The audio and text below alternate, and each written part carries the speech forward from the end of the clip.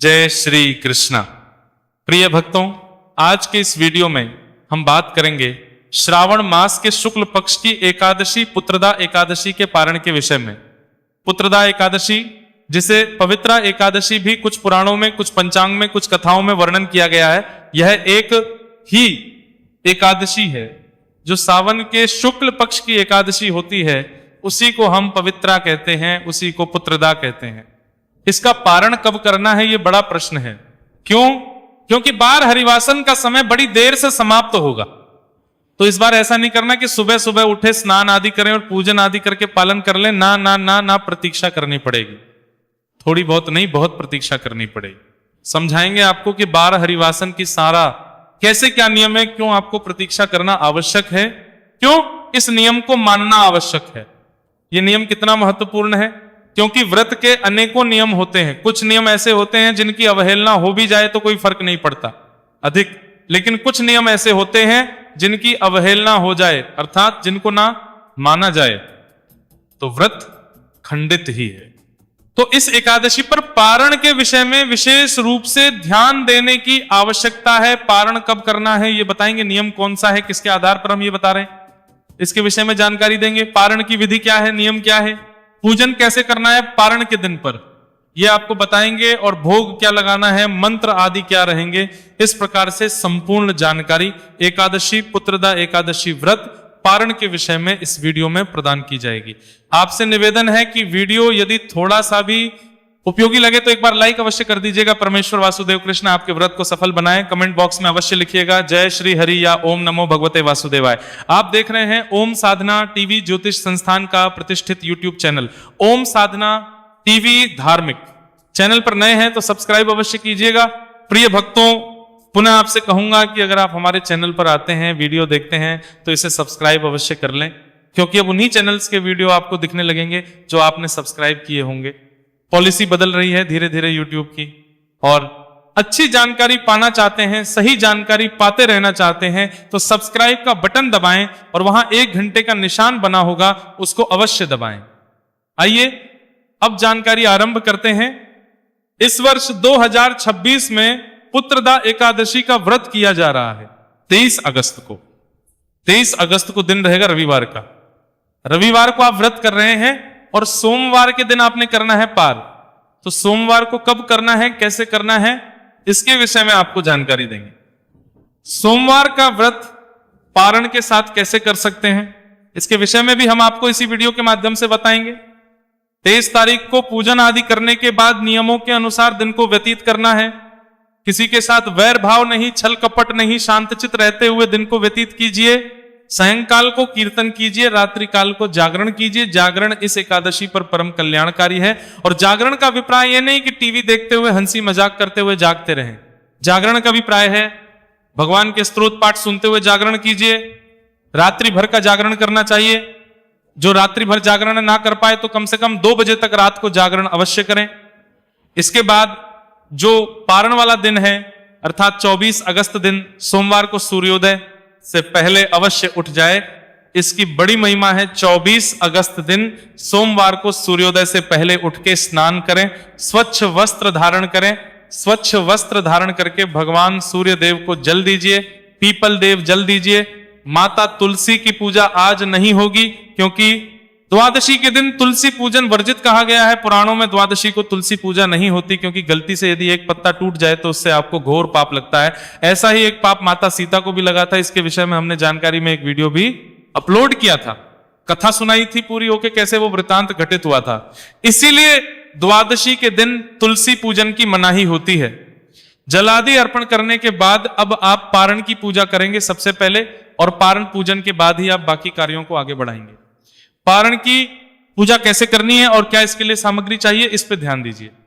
आपने एकादशी के दिन यदि हमारे बताए गए विधान से पूजन किया होगा तो चौकी आदि लगाई होगी, भगवान की स्थापना की होगी। अगर चौकी आदि नहीं लगाई थी तो अभी हम आपको बताते हैं कैसे आपने चौकी लगानी है। जिन्होंने कल चौकी लगा रखी है वो आगे जहां हम शुरू करेंगे वहां से आरंभ कीजिएगा, क्योंकि ये जानकारी उनके लिए भी है जो पहली बार हमारे वीडियो देख रहे हैं, जिससे कि वो पूरे विधान से पूजन कर सकें। तो इसके लिए सामग्री क्या चाहिए, आपके पास भगवान नारायण का एक चित्र स्वरूप तस्वीर प्रतिमा जो आपके पास है वो लीजिए। भगवान के स्थापना के लिए चौकी लीजिए, चौकी पर बिछाने के लिए पीला वस्त्र लीजिए। रोली, मौली, पान, सुपारी, लौंग, इलायची, धूप, दीप, इत्र, जनेऊ, पंचामृत बनाने के लिए कच्चा दूध, दही, घी, शक्कर और गंगाजल। ये है पंचामृत में शहद का प्रयोग नहीं होगा। इस दिन शहद वर्जित कहा गया है। सारी सामग्री एकत्र कीजिए, पूर्व दिशा की ओर मुख करके या उत्तर दिशा की ओर मुख करके आसन लगा के बैठ जाइए। जो भी उपयुक्त स्थान है आपके यहाँ पे पूजा पाठ के लिए, वहां पर एक लोटा लीजिए, तांबे का, उसको अच्छे से मांज लीजिए। पहले उसमें गंगा जल भरिए, फिर शुद्ध जल भरिए। इस जल के फूल के माध्यम से छींटी दीजिए उस स्थान पर जहां आपने बैठ के पूजन करना है, चौकी लगानी है। और जो सामग्री आप लाए हैं ना, उस सामग्री को इससे ये स्थान शुद्ध होगा, सामग्री पवित्र हो जाएगी। ओम अपवित्र पवित्र वा सर्वावस्था गतोत पिवा यह स्मृत पुंडरीकाक्षंस बाह्याभ्यंतर शुचिहा। इस प्रकार आपने सामग्री को शुद्ध किया, स्थान को पवित्र किया। अब चौकी को लगाइए, चौकी पर पीला वस्त्र बिछाइए, भगवान की तस्वीर या प्रतिमा जो भी आपके पास है उन्हें विराजमान कीजिए। उनके सामने घी का दिया रखिए, सीधे हाथ की ओर विपरीत दिशा में धूप रखिए। इस प्रकार भगवान की स्थापना कीजिए। स्थापना के बाद अब हम पूजन आरंभ करेंगे।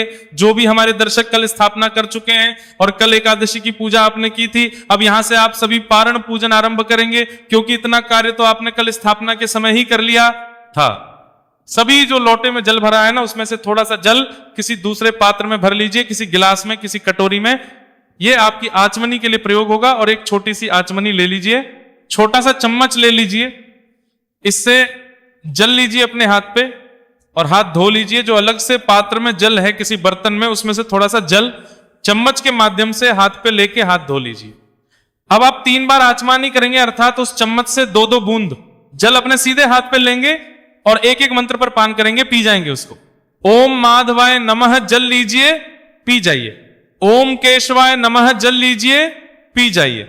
ओम नारायणाय नमः जल लीजिए, पी जाइए। ओम ऋषिकेशाय नमो नमः, हाथ धो लीजिए, अपने तिलक कीजिए, मौली बांधिए। पारिवारिक जन यदि बैठ के पूजन कर रहे हैं उन्हें भी तिलक कीजिए, मौली बांधिए। भगवान की तस्वीर के सामने कोई कटोरी आदि रख दीजिए, कोई पात्र रख दीजिए, उसमें आप पूजा की सारी सामग्री अर्पित कीजिएगा, जिससे कि वो सामग्री इधर उधर फैलेगी नहीं। और जो प्रतिमा पर पूजन कर रहे हैं ना, या शालिग्राम भगवान लड्डू गोपाल जी, जो भी प्रतिमा आपके पास है, उन्हें किसी पात्र में विराजमान कीजिए, जिससे कि आप स्नान आदि कराएं तो वो जल इधर उधर फैले नहीं। और जो तस्वीर पर पूजन कर रहे हैं वो तस्वीर के सामने रखी कटोरी में ही जलादि अर्पित करें। भगवान को सबसे पहले पद या फिर आर्या, फिर आजीवन ही अर्पित किया जाता है। तो एक मंत्र के अनुसार जैसे बोले वैसे आप करते जाइएगा। पुत्रदा एकादशी भगवान नारायण पद के रूप में 1 चम्मच जल अर्पित कीजिए। भाव रखिए कि आप भगवान के पैर धुला रहे हैं। एतावानस्य महिमा जायाहाश्च पुरुषः पादो रस्य विश्वभूतानि त्रिपादस्यामृतम् दिविंग ओम श्री विष्णवे नमः पाद्यम समर्पयामि। पद प्रक्षालन कराइए। जो तस्वीर पर पूजन कर रहे हैं वो भगवान के सामने रखी कटोरी में जल छोड़ दीजिए 1 चम्मच, और जो प्रतिमा आदि पर पूजन कर रहे हैं वो भगवान को अर्पित कीजिए। अब भगवान को अर्घ्य देंगे, 1 चम्मच जल अर्पित कीजिएगा। त्रिपादूर्ध्व उदयत पुरुष पादोतिहा भवत पुनः ततो विश्व व्यक्रामत शासनानशने। अभी ओम श्री विष्णवे नमः अर्घ्यम्य समर्पयामि। अर्घ्य देने के बाद अब आप आचमनी कराएंगे। आचमनी के रूप में 1 चम्मच जल अर्पित कीजिए। ओम श्री विष्णवे नमः आचमन्यम समर्पयामि। जल आचमनी कराइए भगवान को। जल आचमनी कराने के बाद अब प्रभु को स्नान कराएंगे। जिनके पास प्रतिमा है ना, वो प्रतिमा को में जल भर के स्नान कराइए। जो तस्वीर पर पूजन कर रहे हैं वो फूल के माध्यम से जल के छींटे दीजिएगा। शुद्ध जल से स्नान कराइए भगवान को। ओम श्री विष्णवे नमः स्नानम समर्पयामि। स्नान कराने के बाद पंचामृत स्नान, पंचामृत से स्नान कराएंगे। पंचामृत बना लीजिए, कच्चा दूध, दही, घी, शक्कर और गंगा जल मिला के। पंचामृत को फूल पे लगा लीजिए। जो तस्वीर पर पूजन कर रहे हैं वो फूल पे लगा के अर्पित कीजिएगा। जो प्रतिमा पूजन कर रहे हैं वो पंचामृत से अभिषेक कराइए भगवान को। पयोधिघृतम चावचय शर्करायुतम पंचामृतम मयानीतम स्नानार्थम प्रतिगृहताम। पंचामृत समर्पित कीजिए भगवान को। पंचामृत स्नान कराने के बाद अब आप प्रभु को पुनः शुद्ध देवता का स्नान कराएंगे। शुद्ध जल से स्नान, गंगा जल युक्त जो जल है उसे स्नान कराइए। जो तस्वीर पे पूजन कर रहे हैं वो पुष्प के माध्यम से छींटे दीजिएगा। ओम श्री विष्णवे नमः शुद्ध स्नानम समर्पयामि।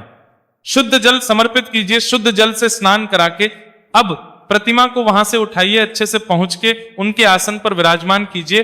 अब भगवान को वस्त्र अर्पित करेंगे। वस्त्र के रूप में मौली का एक टुकड़ा तोड़िएगा और अर्पित कीजिएगा। ओम श्री विष्णवे नमः, ओम नमो नारायणाय, नमो नमः शिवाय नमः, वस्त्रम समर्पयामि। अब यज्ञोपवीत अर्पित करेंगे। जनेऊ लीजिए। जनेऊ को रौली कुमकुम आदि से तिलक कर लीजिएगा। ऐसे प्लेन जनेऊ कभी अर्पित नहीं की जाती है, सफेद होती है, उसको थोड़ा सा रौली कुमकुम लगा लीजिए, फिर अर्पित कीजिए। यज्ञोपवीत अर्पित कीजिए। ओम यज्ञोपवीतम परम पवित्रम प्रजापतेर्यत् सहजम पुरस्तात् आयुष्यमग्र्यम प्रतिमोइच शुभम यज्ञोपवीतम बलमस्तु तेज। यज्ञोपवीत अर्पित करने के बाद भगवान को इत्र लगाएंगे।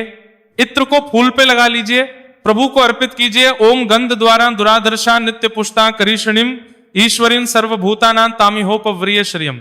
इत्र समर्पित कीजिए। इत्र समर्पित करने के बाद अब आप प्रभु को तिलक करेंगे। रौली कुमकुम से तिलक कीजिए। भगवान को गंधम समर्पित तिलक कीजिए। ओम श्री विष्णवे नमः गंधम तिलकम समर्पयामि। प्रभु को प्रेम से तिलक कीजिए। तिलक करके पुष्प अर्पित करेंगे। माला हो तो माला पहनाइएगा। पुष्प समर्पित कीजिए, माला पहनाइए। माला पहना के धूप दीप दिखाएंगे।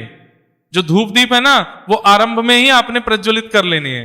जब आप हाथ धोएंगे, हाथ धोने के बाद अपने आप को तिलक आदि करने के बाद ही धूप दीप को प्रज्वलित कर लेंगे। और हो सकता है आप में से बहुत से भक्तों ने अखंड ज्योत भी जलाई हो तो वो कल से जल रही होगी। भगवान को धूप दिखाइएगा, दीप दिखाइएगा। ओम श्री विष्णवे नमः, ओम नमो नारायणाय, नमो नमः। धूपम दर्शयामि, दीपम दर्शयामि। धूप दीप दिखाइए। धूप दीप दिखा के नैवेद्य अर्पित करेंगे। नैवेद्य के रूप में यहां पे आपको, अगर आपके पास फल है तो फल चढ़ाइए, मिठाई है कोई तो मिठाई अर्पित कीजिए, मिश्री है तो अर्पित कर दीजिएगा, बताशा है तो बताशा चढ़ा दीजिएगा। ओम शर्कराखंड खाद्यानि ददीक्षिर घृतानि च आहारम भक्ष्य भोज्यम च नैवेद्यम प्रतिगृह्यताम। भगवान को भोग अर्पित करके अब जल आचमनी करेंगे। जल आचमनी के लिए एक चम्मच जल लीजिए, सामने रखें, पात्र में अर्पित कर दीजिएगा। ओम श्री विष्णवे नमः, ओम नमो नारायणाय, नमो नमः शिवाय, नमो नमः। तांबुल अर्पित करेंगे। तांबुल क्या है कि पान का पत्ता लीजिए, उस पे 2 लौंग, 2 इलायची, 1 सुपारी रखिए, उसका बीड़ा बनाइए और वह भगवान को अर्पित कीजिए। भगवान को तांबुल अर्पित कीजिए। ओम पूगी फलम महदिव्यम नागवल्लीदलैर युतम एला चूर्णादि संयुक्तम तांबुलम प्रतिगृह्यताम। तांबुल अर्पित करके जो भी दक्षिणा चढ़ाना चाहते हैं वह दक्षिणा चढ़ाइए और हाथ जोड़कर भगवान को नमस्कार कीजिए। इसके बाद संभव है तो तुलसी माता की कथा सुनिए। कथा हम आपके लिए अपलोड करते हैं जो पारण पर जाती है, आप उसका श्रवण कर सकते हैं। उसका श्रवण करने के बाद भगवान की आरती कीजिएगा। ओम जय जगदीश्वरी, ये आरती कीजिए। आरती करने के बाद अगर भोग प्रसाद आपका तैयार हो गया है, जो आप पारण के दिन भोजन अन्न का भोग लगाने वाले हैं, तो वो थाली में लगाइए। क्या बनाना चाहिए देखिए, इस पे केसर युक्त खीर बना सकते हैं, मखाने की नहीं, केसर डाल के चावल की खीर बना सकते हैं। पीले चावल का भोग बड़ा कल्याणकारी है। अगर ये ना बना पाए तो शुद्ध भोजन आपके घर में बन सके, चाहे रोटी सब्जी ही बनाए, पर उसमें ताम से लहसुन प्याज आदि नहीं होने चाहिए, तो वह भोजन लगाइए, थाली में तैयार कीजिए और उसमें एक तुलसी का पत्ता रखिए, भगवान के सामने थाली रखिए, पर्दा कर दीजिए। हम मंत्र पढ़ते हैं, ओम त्वदीयम वस्तु गोविंद तुभ्यमेव समर्पये ग्रहण सम्मुखो भूतवा प्रसीद परमेश्वर। घंटी बजाइए, पर्दा हटाइए, जल आचमनी कराइए। आचमनी में जल लेके थाली के चारों तरफ घुमा के छोड़ दीजिए। सर झुका के हाथ जोड़ के थाली वहां से उठा लीजिए, बाकी प्रसाद में मिला दीजिए। अब हम करेंगे पुष्पांजलि, जो पूजन के समापन के लिए बड़ी आवश्यक है और यही आपके पुण्य फल को भी निर्धारित करती है। हाथ में पुष्प ले लीजिए, भगवान का ध्यान कीजिए, जैसे निवेदन करते हैं वैसे वैसे बोलते जाइए। हे परमेश्वर, हे प्रभु, ना हम आपका आवाहन जानते हैं, ना पूजन जानते हैं, ना विसर्जन जानते हैं, हम तो अज्ञानी जीव हैं, जैसी बन पड़ी है, जैसी छोटी सी हमारी बुद्धि है, छोटी सी समझ है, उसके अनुसार हमने ये 2 दिन आपकी पूजा की है, एकादशी का व्रत किया है, नियमों का पालन करने का प्रयास किया है। भगवान इसमें हमसे कोई जाने अनजाने में त्रुटि हो गई हो, भूल हो गई हो तो हमें क्षमा कीजिएगा, क्योंकि हम आपके दर के भिखारी हैं, आपके बालक नादान हैं, आप दया सिंधु हैं। तो प्रभु जाने अनजाने की गलतियों को क्षमा करते हुए दया का आशीर्वाद प्रदान कीजिए और ये व्रत अपने श्री चरणों में स्वीकार कीजिए। आपसे कोई अगर गलती हुई है, कई बार क्या है, हमसे कुछ त्रुटि हो जाती है और हमें बाद में याद आता है कि हमारा व्रत था, हमसे ये भूल हो गई, तो आप उसका वर्णन भी यही कीजिए और यही भगवान से क्षमा याचना कर लीजिए कि प्रभु जाने अनजाने की इन गलतियों को क्षमा करते हुए दया का आशीर्वाद प्रदान कीजिए। आपको अर्पित करने के लिए हमारे पास कुछ नहीं है, तन मन धन सब कुछ आप ही का है। हमारे पास क्या है? केवल ये पत्र पुष्प है प्रभु, यह पत्र पुष्प की भेंट है, ये मैं आपको अर्पित करता हूं, इसे स्वीकार करें। वह पुष्प भगवान के चरणों में अर्पित कर दीजिए। हाथ जोड़कर सर झुका के माताएं बहनें नमस्कार करें, पुरुष जन दंडवत प्रणाम करें, खड़े खड़े परिक्रमा कर लीजिए। यानी कानी च पापानी जन्मांतर कृतानि च तानि सर्वाणि नश्यन्तु। प्रदक्षिणे पदे पदे परिक्रमा करके नमस्कार करके पूजन आपका पूर्ण हुआ पारण का। अब चौकी को वहां से थोड़ा सा खिसका दीजिए, जो पत्र पुष्प भगवान को वो सब जल विसर्जन में जाएंगे। प्रतिमा तस्वीर को मंदिर में रख लीजिएगा, चौकी आपके घर में रहेगी। और जो भोग प्रसाद यदि कुछ अर्पित किया फल आदि तो वो आप ग्रहण कर सकते हैं। इसके बाद ब्राह्मण को भोजन कराइए, संभव है तो दान दक्षिणा आदि देके विदा कीजिए। आसपास कहीं मंदिर है तो वहां सूखा सीधा निकाल दीजिए, आटा दाल चावल चीनी दक्षिणा रख के दे दीजिए। कुल मिला के आपने कुछ ना कुछ ब्राह्मण के निमित्त दान दक्षिणा अवश्य करनी है और उसके बाद ही व्रत का पालन करना है। दान दक्षिणा का कार्य करने के बाद, पूजन पूर्ण करने के बाद अब आप आसन लगा के जाए और एक गिलास ले लीजिए, उसमें जल ले लीजिए, शुद्ध जल।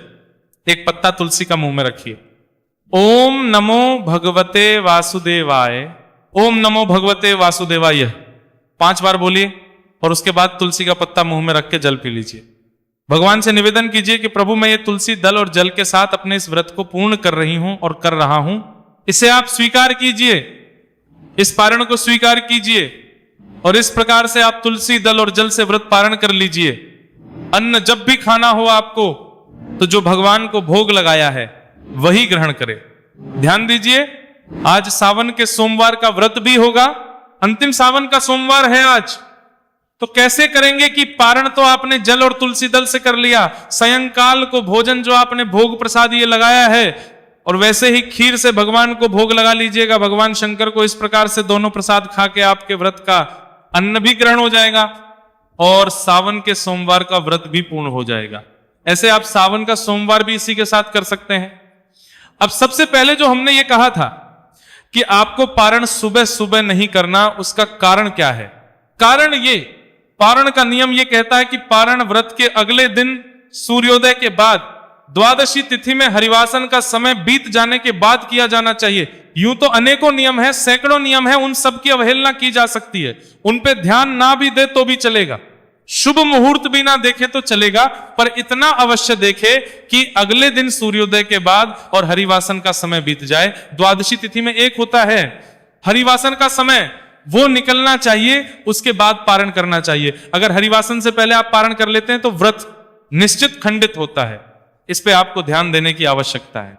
इस बार द्वादशी क्योंकि देर से है, इसीलिए हरिवासर का समय भी देर से समाप्त होगा। इसीलिए सुबह सुबह आपको पारण नहीं करना, किसी को भी नहीं करना है।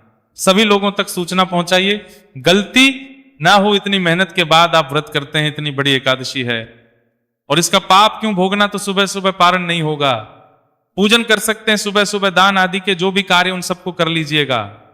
आहार जो आपने ग्रहण करना है उसके लिए तो 10 से 10:30 के बीच में आप खा सकते हैं, पारण कर सकते हैं, और या फिर 1:30 बजे के बाद पारण होगा।